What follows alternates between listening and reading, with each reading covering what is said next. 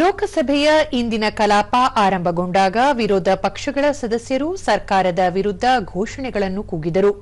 ಈ ವೇಳೆ ಸಭಾಧ್ಯಕ್ಷ ಓಂ ಬಿರ್ಲಾ ಪ್ರಶ್ನೋತ್ತರ ಕಲಾಪ ಅತ್ಯಂತ ಪ್ರಮುಖವಾದ ಅವಧಿಯಾಗಿದ್ದು, ಈವರೆಗೆ ಸಾಕಷ್ಟು ಸಮಯ ವ್ಯರ್ಥವಾಗಿದೆ.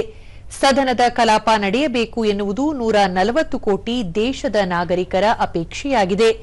ವಿರೋಧ ಪಕ್ಷಗಳ ಸದಸ್ಯರು ನಿಯೋಜಿತ ರೀತಿಯಲ್ಲಿ ಚರ್ಚೆ ಮಾಡಲು ಸಿದ್ಧವಿಲ್ಲದೆ ಪ್ರತಿರೋಧ ವ್ಯಕ್ತಪಡಿಸುವುದು ಸರಿಯಲ್ಲ ಎಂದು ಹೇಳಿದರು. ಬಳಿಕ ಕಲಾಪವನ್ನು ಮುಂದೂಡಿದರು.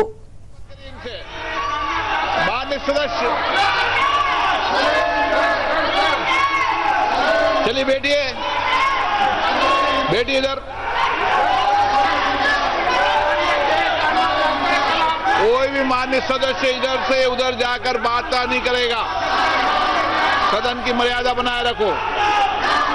सदन की कार्रवाई आज 12 बजे तक के लिए स्थगित की जाती है.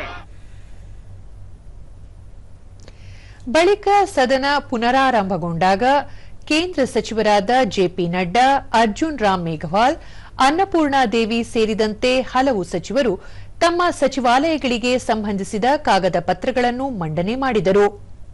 365वीं रिपोर्ट की सिफारिशों टिप्पणियों के कार्यान्वयन की स्थिति के बारे में हिंदी एवं अंग्रेजी में अपना वक्तव्य सदन के पटल पर रखती हूं. ಗದ್ದಲ ಮುಂದುವರಿದಾಗ ಸಭಾಧ್ಯಕ್ಷರಾಗಿದ್ದ ಕೃಷ್ಣ ಪ್ರಸಾದ್ ತೆನ್ನೆಟ್ಟಿ ಸೋಮವಾರ ಬೆಳಗ್ಗೆ 11ಕ್ಕೆ ಕಲಾಪವನ್ನು ಮುಂದೂಡಿದರು. अब अगर ऐसा करते हैं तो हाउस नहीं चलेगा, मुश्किल होगा.